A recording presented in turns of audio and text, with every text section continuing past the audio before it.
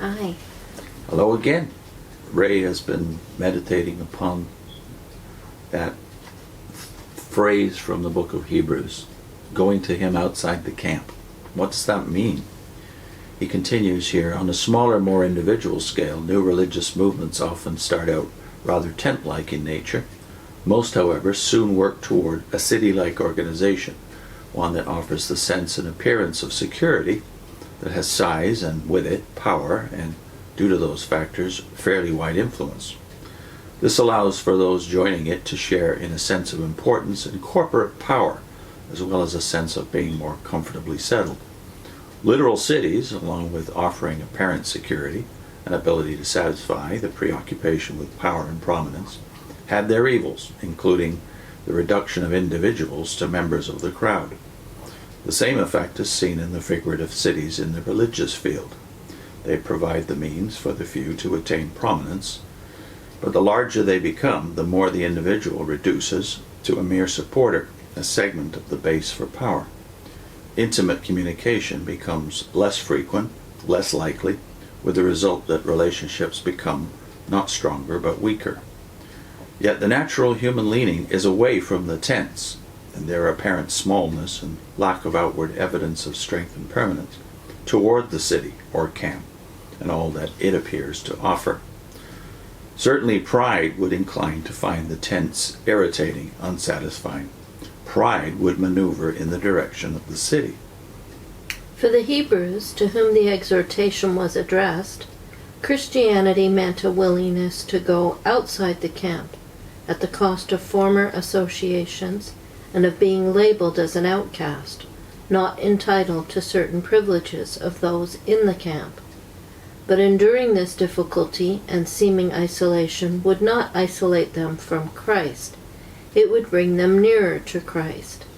Like Abraham and others, they could show that they had here no lasting city, but they looked for a city to come with eternal foundations. Distance from the camp need never bring a sense of distance from God, but rather can bring a heightened sense of closeness. That is why, after his call to follow Christ outside the camp, the writer of the Hebrews immediately speaks of giving a sacrifice of praise to God. I believe that accepting life outside the camp is one of the most difficult things for persons to face, perhaps no less difficult than for the Hebrews addressed back then.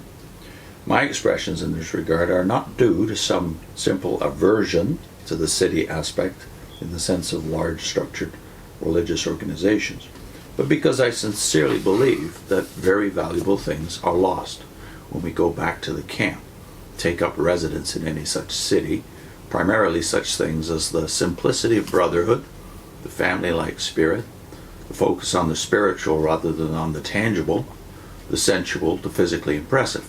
I think it is reasonable to believe that humility is more likely to be better nurtured in the environment of the tents than in that of the city. Living outside the camp may mean a lack of recognition and may carry with it the sense of being on the move rather than nicely settled down. But I believe it brings spiritual and eternal benefits that more than compensate and that can fill the heart. Mm-hmm. Well, I think we can say, having been in a small group setting for at least 6 years of our life, that there are great benefits to the small group, and that can increase the sense of intimacy and family-like spirit, as he says here. Mm-hmm. But we've also seen that the opposite can happen in a small group.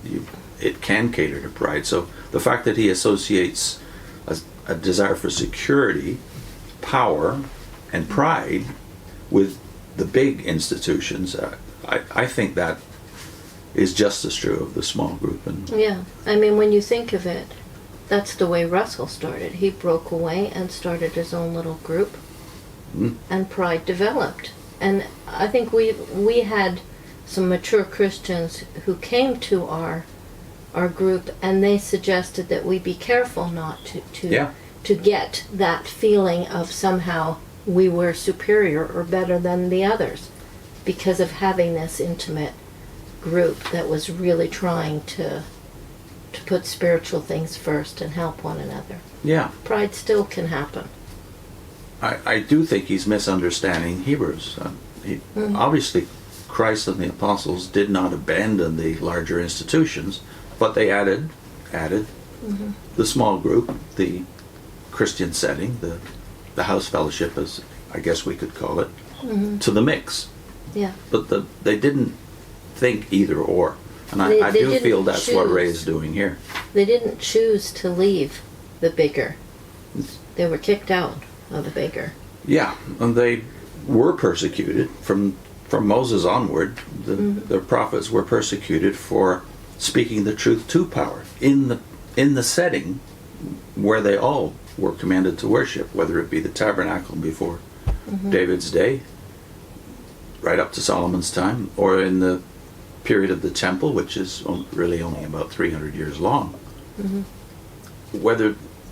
Whatever the setting was, they were speaking truth to power, and then to do that, you have to be in the presence of power. So the prophets were criticizing the institution, but they were in it. So I guess it's very clear from this that Ray is expressing his personal preference for separation, not for identification with.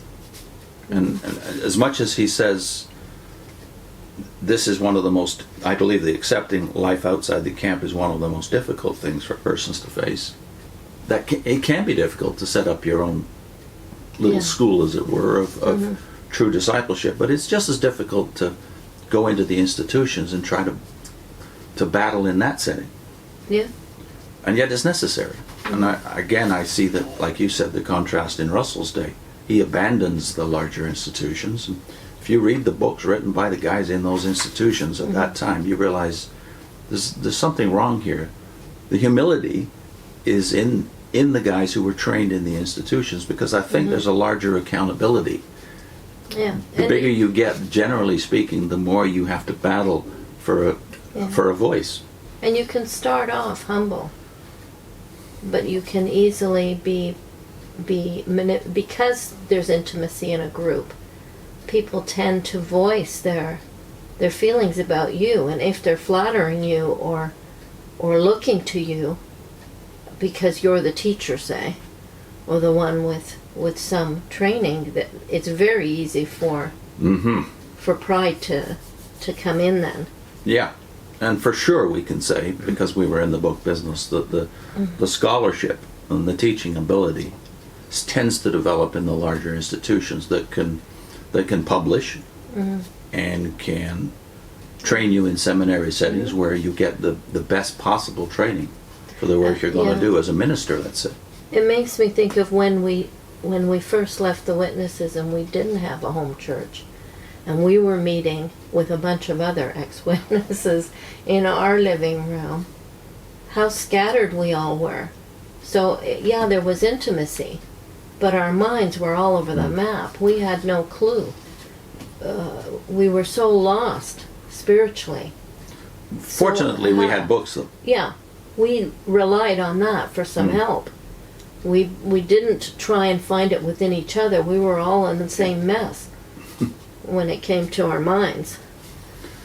So because of the largeness of the institutions, to become prominent in the, let's say, the publishing sphere, at least in the old days, you had to have a reputation, and that there was a very much in its dynamic the same as in the Old Testament, where elders were not necessarily appointed from above. They were nominated from beneath, as in, let's say, the case of Moses and the 70 elders. They were those who had already attained prominence. And Stephen was the same and respected. thing, right?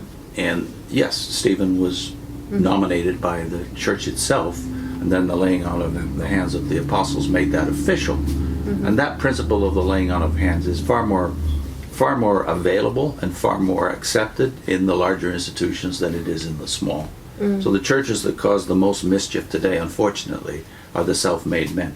They may not be explicitly cults like the Watchtower and the Mormons are, but there's an awful lot of churches that are cultic, and it's usually because there's no principle of the laying on of hands and internal accountability, which unfortunately the churches of Christendom had to learn the hard way.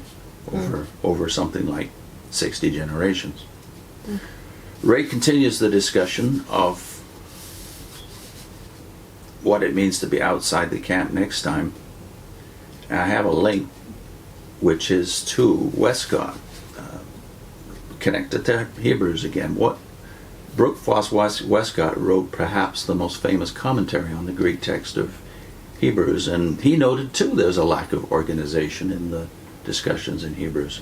But he doesn't come to the same conclusions that Ray does about this, that somehow it means a choice between the large institution and the small. So here's a link to Brooke Foss Westcott's discussion of organization pertaining to the book of Hebrews.